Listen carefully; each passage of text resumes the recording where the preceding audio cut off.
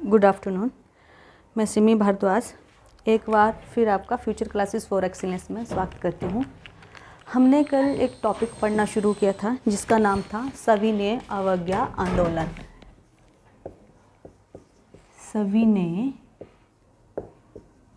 अवज्ञा आंदोलन। और हमने एक स्टेप पढ़ा था इसमें, कैसे इसकी शुरुआत हुई थी, वो था नमक सत्याग्रह। ठीक है, हमने सविनय अवज्ञा आंदोलन का जो एक मुद्दा था, प्रमुख मुद्दा, उसको नमक को हमने बनाया। लेकिन सविनय अवज्ञा आंदोलन की शुरुआत या सविनय अवज्ञा आंदोलन का विचार जो था वो 1920 के असहयोग आंदोलन में ही पनप गया था। क्योंकि गांधी जी ने क्या कहा था कि अगर अंग्रेज वो हमारी मांगे नहीं मानते हैं तो हम जो सविनय अवज्ञा आंदोलन शुरू करेंगे। और कहाँ? सूरत के बारदौली से। लेकिन चोरा चोरी की घटना जब घटी तो ये आंदोलन भी काफ़ी टाइम के लिए स्थगित हो गया। आपको पता है कि 5 फरवरी 1922 को चोरा चोरी नामक जगह पर जो भी दंगा हुआ था या हत्याकांड हुआ था, उसके बाद गांधी ने क्या किया, असहयोग आंदोलन भी वापस ले लिया। साथ में इस आंदोलन को स्थगित कर दिया गया, यानी कि इसका अब जो था टाइम पीरियड थोड़ा रोक दिया गया। और ये कब स्टार्ट हुआ? जाके 1930 में। ठीक है, और इसका उस टाइम का जो प्रमुख मुद्दा था वो था नमक। गांधी जी ने नमक को प्रमुख मुद्दा इसलिए बनाया क्योंकि नमक जो है हर घर की एक बेसिक नीड है। मैंने कल भी आपके साथ डिस्कस किया था, आटा और नमक होगा तो इंसान भूखा नहीं मर सकता, लेकिन सिंपल एक सिंगल आटे के साथ काम नहीं चल सकता है। नमक जो है वो ज़रूरी है। और अंग्रेजों ने क्या करा था कि इस पे कर लगा दिया था और उत्पादन पे भी एकाधिकार स्थापित कर दिया था। यानी कि और कोई अगर नमक बनाता है तो वो गैर सरकारी है। ठीक है, यानी कि सिर्फ सरकार ही, सरकार मतलब ब्रिटिश ही नमक बनाएंगे, उनका एकाधिकार है उस पर। ठीक है, और गांधी ने क्या किया था,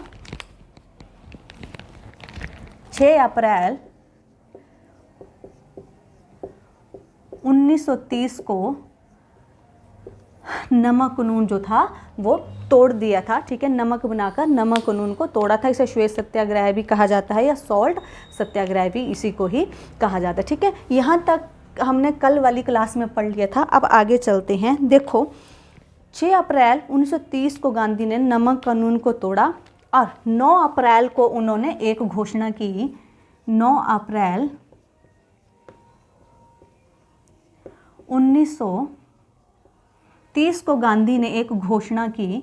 और उस घोषणा में क्या था कि देखो, सबसे पहले था नमक कर और अन्य कर, जितने भी अन्य कर हम अदा करते थे उस टाइम पे, उनको मत दो, ब्रिटिश सरकार को मत दो। यदि हमारे पास पर्याप्त शक्ति है तो हम इन करों का जो है वो विरोध कर सकते। ठीक है, उसके बाद आपको पता ही है जो मैंने स्वदेशी बहिष्कार में भी ये चीज़ें आई थी कि स्वदेशी चीज़ों का जो है यूज़ करो, स्वदेशी।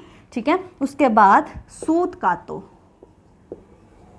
ठीक है, चरखे का प्रयोग करो, यानी कि वही सारी चीज़ें जो हम पीछे स्वदेशी और बहिष्कार में पढ़ रहे थे, वो सारी चीज़ों को गांधी ने यहाँ पे फिर से दोहराया। अपना एक कार्यक्रम तैयार किया कि ये सारी चीज़ें जो हैं वो सारे करो। और जो सरकारी कर्मचारी हैं वो अपनी नौकरियों से त्याग पत्र दे दो। और कहते हैं कि बंगाल में सबसे ज़्यादा कम, अगर हम कम से कम आंकड़ा भी ले तो 300 जो लोग थे सरकारी कर्मचारी, उन्होंने अपनी नौकरियों से त्याग पत्र जो था दे दिया। और गांधी ने यहाँ पे एक और चीज़ बोली, क्या कहा कि मेरी गिरफ्तारी के बाद, गांधी को पता था कि इसके बाद गिरफ्तारी होगी, तो गांधी ने कहा मेरी गिरफ्तारी के बाद जो लोकल लीडर हैं, जो लोकल नेता हैं, आंदोलन का नेतृत्व कर रहे हैं, वो शांति बनाए रखें। ठीक है, और हुआ वैसे ही कि इसके बाद जो था कम से कम भी 90,000 लोगों को उठाकर जो था वो जेल में बंद कर दिया ब्रिटिश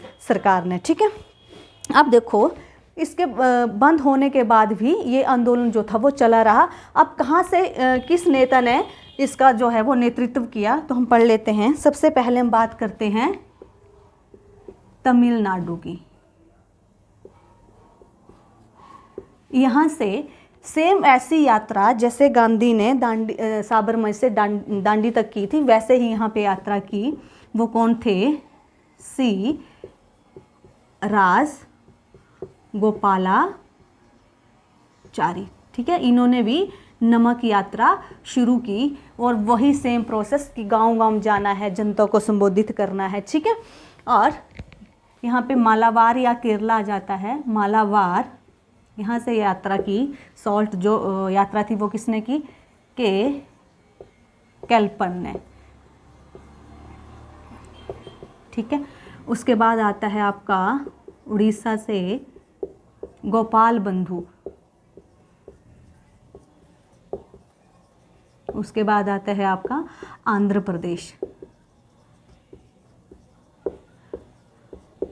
ठीक है, यहाँ एक सत्याग्रहियों का जो एक समूह था उन्होंने यात्रा की और यहाँ पे नमक सत्याग्रह के लिए जो थे वो हेडक्वार्टर्स बनाए गए। हेडक्वार्टर के नाम पर बहुत से शिविर की स्थापना करी गई यहाँ पे। ठीक है, और बात करते हैं मणिपुर की। मणिपुर से की रानी गौंडिन्यलु। ठीक है, ये मात्र 13 साल की लड़की थी। ठीक है, और इनको जवाहरलाल नेहरू ने रानी की उपाधि दी थी। साथ में इन्हें पहाड़ों की बेटी भी कहा जाता है। पहाड़ों की बेटी।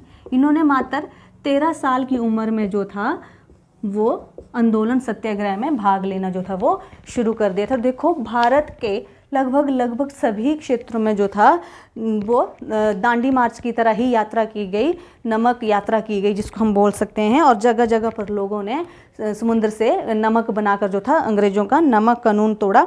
और इसी के साथ देखो यहाँ पे अप्रैल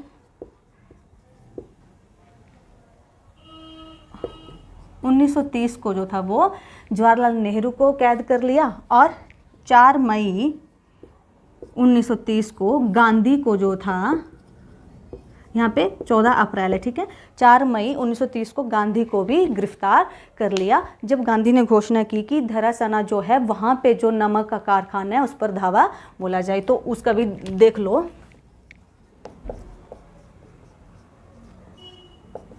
ये कहाँ है? गुजरात में है। और यहाँ पे जो इस आंदोलन का नेतृत्व किया था वो किया था सरोजनी नायडू, इमाम साहब, या कहीं पे खान भी लिखा है, और गांधी के बेटे मणिलाल ने।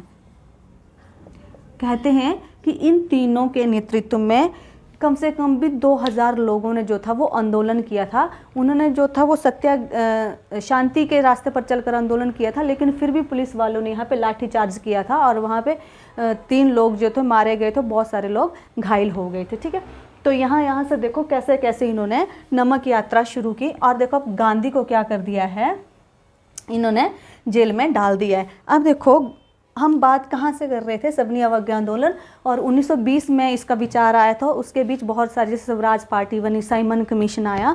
देखो अंग्रेजों ने क्या कहा, इन स्थितियों से निपटने के लिए भारतीयों को एक और लालच देने के लिए क्या कहा कि हम साइमन कमीशन की रिपोर्ट पर विचार विमर्श करने के लिए क्या करेंगे, गोलमेज सम्मेलन, गोलमेज सम्मेलन करेंगे। ठीक है, अब देखो पहले तो मैं आपको गोलमेज का जो है वो अर्थ समझा देती हूँ। आप सभी ने टेबल तो देखे ही होंगे। ठीक है, अब जैसे हम बात करते हैं घर के डाइनिंग टेबल की, मैक्सिमम जो टेबल देखे होंगे वो आयताकार होते हैं। ठीक है, और यहाँ पे बात हो रही है गोलमेज सम्मेलन की। जो आज हम टेबल देखते हैं वो कैसे होते हैं, आयताकार। ठीक है, तो यहाँ पे गोल टेबल की बात हो रही है। इसका क्या अर्थ था, यानी कि भारतीयों को एक और लालच देकर आंदोलन को कुछ एक टाइम के लिए फिर से स्थगित करना था, अंग्रेज़ों का जो मेन मकसद जिसको हम बोल सकते हैं। तो यहाँ पे इन्होंने इसका टारगेट रखा कि हम गोलमेज सम्मेलन करेंगे। ठीक है, और उसमें डिस्कस करेंगे कि भारतीयों के क्या मुद्दे होंगे क्या नहीं होंगे। तो देखो गोल मेज़, मैंने कहा कि डाइनिंग टेबल मैक्सिमम सभी घरों में यूज़ होता है। तो डाइनिंग टेबल को ध्यान से देखना, वो आयताकार होता है और यहाँ पे हेड ऑफ़ द फैमिली, जो हमारी फैमिली का मुखिया है, लाइक हमारे पापा हैं, हमारे दादा हैं, वो बैठते हैं और साइड में फैमिली बैठती है, ठीक है। वहाँ पे एक मुखिया मीन्स उसकी कुछ वैल्यू है, जैसे मंत्री हैं और एक प्रधानमंत्री है। प्रधानमंत्री भी मंत्री है लेकिन वो एक मुख्यमंत्री है, यानी कि मेन मंत्री है जो सारे डिसीजन लेता है। जो भी डिस्कशन होती है, जो भी मंत्री डिस्कस करते हैं, अंत में डिसीजन कौन लेता है? प्रधानमंत्री। वैसे ही फैमिली का मुखिया, फैमिली से रिलेटेड जितने भी चीज़ें होती हैं उसका डिसीजन कौन लेता है? परिवार का मुखिया लेता है। तो वहाँ पे एक थोड़ा सा ये होता है कि अपर लेवल लोअर लेवल वाली जो है वो बात आती है। लेकिन इन्होंने क्या करा, गोल मेज सम्मेलन। यहाँ पे एक चीज़ और डिस्कस कर दूँ, अंग्रेज़ भारतीयों को हमेशा क्या बोलते थे? काले, अछूत बोलते थे, ठीक है। वो हमारे घड़े से पानी तक भी नहीं पीते थे। आपको याद होगा मंगल पांडे वाली घटना जो मैंने आपको डिस्कस की थी, तो उसमें देखना हमें अछूत माना जाता था। लेकिन यहाँ पे इन्होंने क्या किया, देखो गोल मेज ऐसे होगा जिसमें कोई भी हेड नहीं होगा। और इस सम्मेलन में क्या किया इन्होंने, भारतीयों को लुभाने का एक नया तरीका खोजा कि हम आपको अपने लेवल में बिठाएंगे, ठीक है। गोल मेज, यानी कि यहाँ पे कहीं भी मुखिया वाली बात नहीं है कि यहाँ मुखिया बैठेंगे, यहाँ इनकी सारे समान बैठेंगे। सिर्फ एक लालच था जो वो भारतीयों को दे रहे थे। लेकिन इस बार भारतीयों ने कोई भी इन चीज़ों से मतलब इन चीज़ों को कोई भी मतलब उन्होंने नहीं निकाला। इस बार भारतीयों का था कि हमें स्वराज चाहिए, क्योंकि हम क्या कर चुके थे 1929 में लाहौर अधिवेशन में पूर्ण स्वराज जो था हमारा लक्ष्य बन चुका था। और 26 जनवरी 1930 को हमने क्या किया था, अपना स्वतंत्रता दिवस भी मनाया था, ठीक है। तब हुआ क्या, प्रथम गोल मेज, 3 गोल मेज सम्मेलन हुए जिसे हम कल डिस्कस करेंगे डिटेल में, ठीक है। पहला हुआ 1930 में, दूसरा हुआ 1931 में, तीसरा हुआ 1932 में, ठीक है। अब देखो जो प्रथम गोल मेज सम्मेलन था उसमें कांग्रेस ने भाग नहीं लिया, सिर्फ कांग्रेस ने भाग नहीं लिया, बाकी सभी ने। और एक चीज़ और बता दूं, अंबेडकर ने तीनों के तीनों गोल मेज सम्मेलन में भाग लिया था। क्वेश्चन बनता है कि किसने तीनों के तीनों गोल मेज सम्मेलन में भाग लिया, तो वो है अंबेडकर। और कांग्रेस ने कौन से गोल मेज सम्मेलन में भाग लिया, वो है सेकंड में। देखो तो फर्स्ट गोल मेज सम्मेलन में कांग्रेस ने भाग नहीं लिया। अब देखो गांधी जो थे वो जेल में थे। अब इन्होंने क्या किया कि 25 जनवरी 1930 को गांधी को और गांधी के साथियों को, जितने भी उन्होंने बंदी बनाए थे, उनको बिना किसी शर्त के रिहा कर दिया, ठीक है। और क्या किया कि उन्हें गोल मेज सम्मेलन में भाग लेने के लिए जो थे वो दबाव बनाने लगे, ठीक है। और उस टाइम के जो हमारे वाइसराय थे वो कौन थे, इरविन। इरविन जो थे वो उस टाइम के वाइसराय थे, ठीक है। अब देखो फर्स्ट गोल मेज सम्मेलन में इन्होंने भाग नहीं लिया और उन्होंने बिना किसी शर्त के तो इनको आज़ाद कर दिया, रिहा कर दिया, फ्री कर दिया। अब हुआ क्या कि अब गांधी और इरविन की जो थी वो एक डिस्कशन हुई, एक मीटिंग हुई, ठीक है। तो फर्स्ट टाइम ये 19 फरवरी को इनकी मीटिंग जो थी वो स्टार्ट हुई और ये मीटिंग चली 15 दिनों तक। ये मीटिंग चली, जो भी इनमें चीज़ें डिस्कस हुई, ठीक है।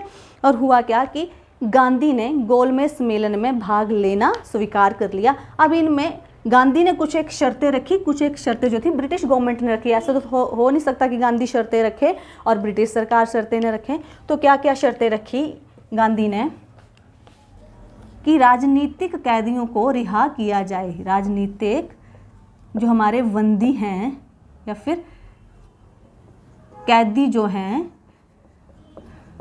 कैदियों को रिहा किया जाए, ठीक है। जो दूसरी शर्त थी गांधी ने क्या बोला, जो मांग थी, शर्त नहीं सॉरी, मांग जो थी, उसमें गांधी ने क्या करा कि जो जब्त की गई संपत्ति है, क्योंकि मैंने आपको बताया था ब्रिटिश सरकार जो थी वो संपत्ति को जब्त कर लेती, तो क्या जब्त की संपत्ति जो है उसको वापस किया जाए, वापस किया जाए, ठीक है। उसके बाद जो थी गवर्नमेंट, ब्रिटिश गवर्नमेंट जब उनका दिल चाहता था कोई भी जुर्माना, कोई भी कर जो है वो आम जनता पर थोप देती थी। तो क्या कहा, जो जुर्माने हैं ना जो लगाए हुए हैं को माफ़ किया जाए, यानी कि जितने भी जुर्माने जो ब्रिटिश सरकार ने लगाए हैं उनको माफ़ किया जाए। और सबसे एक इम्पोर्टेंट टॉपिक था, जिन्होंने नौकरियों से त्याग पत्र दिया है, जिन्होंने नौकरियों से त्याग पत्र दिया है, उनकी जॉब बहाल करने के लिए विचार विमर्श किया जाए।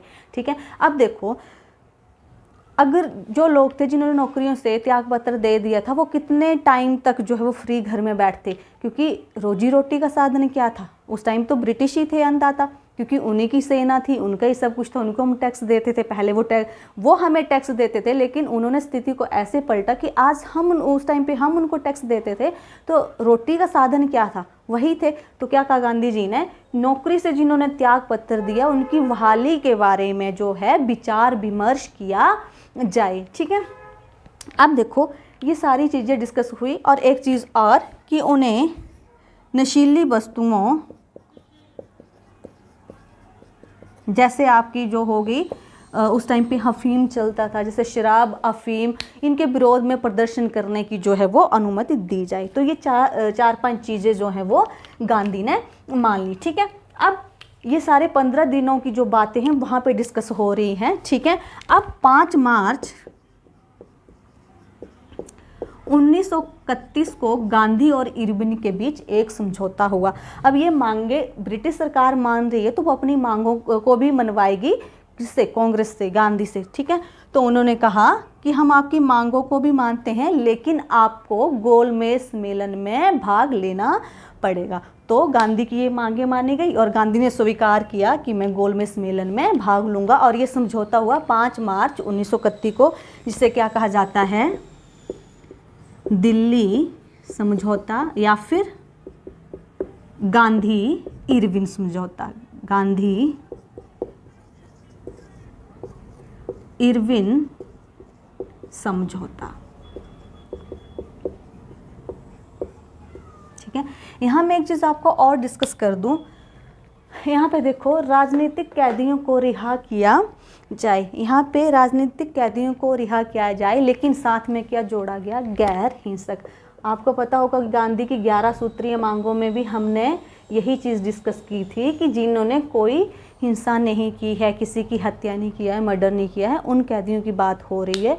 तो यहाँ पे एक चीज़ देखो, हम कौन सा सन पढ़ रहे हैं, 1931, और आपको याद होगा 23 मार्च 1931 को भगत सिंह, राजगुरु, सुखदेव को फांसी हुई थी। तो कई बुक्स लिखती हैं कि गांधी ने उनके बारे में भी, उनको रिहा करने के बारे में भी बात करी थी, और कई बुक्स लिखती हैं कि गांधी ने इनके बारे में बात नहीं की थी, क्योंकि गांधी जी सत्य और अहिंसा के पुजारी थे, और उनका मानना था कि भगत सिंह ने जो है वो हिंसा की है, उन्होंने सैंडर्स की हत्या की है, तो उन्होंने हिंसा की है, इसलिए गांधी जी ने ये बात रखी ही नहीं थी, अपनी ये बात मांग जो थी उन्होंने रखी नहीं थी। अब कौन सही है कौन गलत है नहीं पता, लेकिन हमें दोनों जो है पॉइंट पढ़ के जाने पड़ेंगे, क्वेश्चन कहीं से भी आ सकता है। ठीक है। और मैं आपको एक चीज़ और बता दूं जो मैंने पीछे डिस्कस नहीं करी, सॉरी मैं भूल गई थी। यहाँ पे एक आता है नॉर्थ वेस्ट फ्रंटियर प्रोविंस, जो बहुत इंपॉर्टेंट है। वहाँ पे जब नमक सत्याग्रह चला था, तो यहाँ पे जो थे आंदोलन का नेतृत्व कर रहे थे, उनका नाम था खान गफ्फार खान, खान अब्दुल गफ्फार खान, गफ्फार खान। ठीक है। देखो ये एक मुसलमान है, और नमक सत्याग्रह में मुसलमानों ने भाग नहीं लिया था, अन्य प्रांत के मुसलमानों ने। सिर्फ यहाँ पे नॉर्थ वेस्ट फ्रंटियर प्रोविंस के जो सीमांत क्षेत्र जो थे, जो ये वाला एरिया आज पाकिस्तान में, यहाँ पे खान अब्दुल गफ्फार खान जो थे, उन्होंने नमक सत्याग्रह में भाग लिया था। ठीक है। और उन्होंने एक संगठन की, स्वयं सेवी संगठन की जो थी स्थापना की थी, जिसका नाम क्या था, खुदाई खिदमतगार। ठीक है। या फिर लाल कुर्ती आंदोलन, इसी का ही नाम है। ठीक है। इसको लाल कुर्ती आंदोलन क्यों कहा गया, क्योंकि इस संगठन के लोग जो थे वो लाल शर्ट पहनते थे, इसलिए इसको क्या बोला जाता है, लाल कुर्ती आंदोलन या लाल कुर्ती सत्याग्रह। ठीक है। अब खुदाई खिदमतगार का मतलब क्या होता है, सर्वेंट ऑफ गॉड, यानी कि भगवान के सेवक। इन्होंने खुद को क्या बोला कि हम भगवान के सेवक हैं। ठीक है। और इनको क्या बोला जाता है, एक और इसका उपनाम क्या है, बादशाह खान। और सीमांत गांधी भी इन्हें कहा जाता है। ये क्वेश्चन आते हैं पेपर में, सीमांत गांधी। ठीक है। और ये एक ऐसे मुसलमान थे जो कभी भी नहीं चाहते थे कि भारत का विभाजन हो, भारत का बिखराव हो या उसको तोड़ा जाए। ठीक है। और जब भारत का विभाजन हुआ तो इनका एरिया जब जो था वो कहाँ चला गया, पाकिस्तान में चला गया। तो इन्होंने कहा कि हमें जो है भूखे भेड़ियों के आगे फेंक दिया गया है। ठीक है। ये भारत में ही रहना चाहते थे, लेकिन विभाजन के टाइम इनका जो था ये क्षेत्र जो था वो पाकिस्तान में चला गए थे। इसलिए गांधी जी को इसने ये शब्द कहे थे कि हमें भूखे भेड़िए के आगे फेंक दिया। भूखा है भेड़िया, वो तो उन्हें खा जाएगा, नोच जाएगा। ठीक है। लेकिन जब इसकी डेथ हुई तो इनको पाकिस्तान में नहीं दफनाया गया, इनको अफ़गानिस्तान में दफनाया गया। और ये प्रथम विदेशी हैं, या फिर पाकिस्तानी कह सकते हो, जिनको भारत रत्न दिया गया है 1987 में। और आपको पता है कि भारत रत्न जो है वो विदेशियों को दिया जाता है, लेकिन ऐसे देश जिनके साथ हमारा कुछ गड़बड़ियाँ चल रही हैं, शत्रुता है, उनको नहीं दिया जाता है, लेकिन इनको दिया गया है 1987 में भारत रत्न। ठीक है। अब अपने टॉपिक पे आते हैं। देखो 5 मार्च 1931 को दिल्ली समझौता हो गया, जिसको गांधी इरविन समझौता भी कहा जाता है। और क्या हुआ कि यहाँ पे गांधी ने सेकंड जो गोलमेज सम्मेलन था 1931 में, उसमें भाग लिया। ठीक है। और वो जिस जहाज़ से गए उसका नाम इम्पोर्टेंट है, SS राजपुताना नामक जहाज़ से थे वो लंदन गए थे। ठीक है। और वहाँ पे जब वो उस मीटिंग में बैठे तो देखो, बाकी फर्स्ट में इन्होंने भाग नहीं लिया, लेकिन भारत की अन्य संस्थाएं जैसे हिंदू महासभा हो गया, फिर SC ST जो वर्ग था वो हो गया, अंबेडकर स्पेशली लीड कर उसको नेतृत्व करते थे, SC और ST का, दलित का जितने भी थे उन्होंने भाग लिया। हिंदू महासभा, मुस्लिम लीग, सभी ने भाग लिया। तो फर्स्ट में इन्होंने लिया था। तो सेकंड में गांधी के साथ वो भी थे, हिंदू महासभा भी थी, मुस्लिम लीग भी थी, सारे ही थे। तो वहाँ पे वही गड़बड़ी चल पड़ी कि सभी अपने अपने हित के लिए बात करते थे, सभी के मुद्दे अलग अलग थे। कोई भारत का एक, जिसको बोलते हैं ना, एक संयुक्त मुद्दा नहीं था। सभी अपना अपना राग जो थे वो अलाप रहे थे। और ये आंदोलन भी असफल रहा। और गांधी को अर्धनंगन फकीर इसी गोलमेज सम्मेलन के समय नाम दिया गया था। किसने दिया था? विंस्टन चर्चिल ने। ठीक है। एक लीडर हैं जिन्होंने गांधी को यहाँ पे देशद्रोही और अर्धनंगन फकीर कहा था। देशद्रोही और अर्धनंगन फकीर, ये भी आपको पेपर में आता है। ठीक है। तो देखो ये सम्मेलन भी असफल रहा, क्योंकि सभी के अपने अपने हित थे। याद होगा आपको, जब हमने 1857 की क्रांति पढ़ी थी, तो कहीं ना कहीं उसके असफल होने का भी यही कारण था, क्योंकि लोगों के अपने अपने पर्सनल हित थे। कईयों की जो था वो साम्राज्य छीन लिया था, इसलिए जा रहे थे।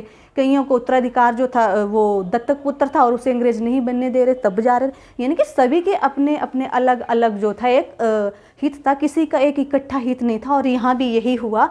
देखो गोलमेज सम्मेलन क्यों हुए थे कि भारतीय मुद्दों पर डिस्कशन किया जाएगा, मतलब विचार विमर्श किया जाएगा, लेकिन ऐसा कुछ भी नहीं हुआ। और गांधी फिर से भारत आ गए। ठीक है। और 28 दिसंबर 1931 को गांधी भारत पहुंचते हैं और 29 दिसंबर 1931 को वो फिर से जो है अपना सविनय अवज्ञा आंदोलन शुरू कर देते हैं। देखो जब ये गांधी इरविन समझौता हुआ था तो ये आंदोलन ख़त्म नहीं किया था, स्थगित किया था, यानी कि कुछ टाइम के लिए रोका था। अगर सेकंड गोलमेज सम्मेलन सफल हो जाता तो शायद ये दोबारा से स्टार्ट नहीं होता। इसलिए हम सवर्ण अवज्ञा आंदोलन जो है 2 चरण में 2 स्टेज में पढ़ते हैं। पहला कब शुरू हुआ था? 6 अप्रैल 1930 और सेकंड हुआ था हमारा 29 दिसंबर 1931 को, जो कि गोलमेज की जो असफलता के बाद ये आंदोलन गांधी ने भारत में आकर जो था वो दोबारा शुरू किया था। और फिर से अंग्रेजों ने क्या किया, जब ये आंदोलन असफल हुआ और गांधी जी भारत आ गए तो उस टाइम फिर से अंग्रेजों ने अपनी वही नीति चलाई और बहुत से आंदोलनकारियों को, क्रांतिकारियों को जो था वो जेल में बंद कर दिया। और उस टाइम पे कम से कम भी 1,20,000 जो थे वो सत्याग्रहियों को उन्होंने जेल में बंद कर दिया था। और धीरे धीरे धीरे देखो, जो फर्स्ट चरण के नेता थे, जो एक्सपीरियंस नेता थे, उनको गिरफ्तार कर लिया। फिर आंदोलन को नेतृत्व प्रदान करने वाला कोई सशक्त नेता रहा नहीं और धीरे धीरे करके आंदोलन जो था कमज़ोर हो गया। और अंत में मई 1934 को ये आंदोलन बिल्कुल ही समाप्त हो गया। तो ये था हमारा सवर्ण अवज्ञा आंदोलन, जिसका जो मुख्य मुद्दा था वो था नमक। और कब इसका आइडिया आया गांधी के दिमाग में? 1920 में आया, लेकिन 1922 में क्या हुआ, कुछ एक ऐसी घटना हुई जिसको चोरी चोरी घटना का नाम दिया जाता है, जिसके बाद गांधी ने इसको काफ़ी टाइम के लिए टाल दिया। और आखिर में 6 अप्रैल 1930 को नमक सत्याग्रह के बाद ये आंदोलन जो था फिर से शुरू हो गया। तो आज के लिए इतना ही, धन्यवाद।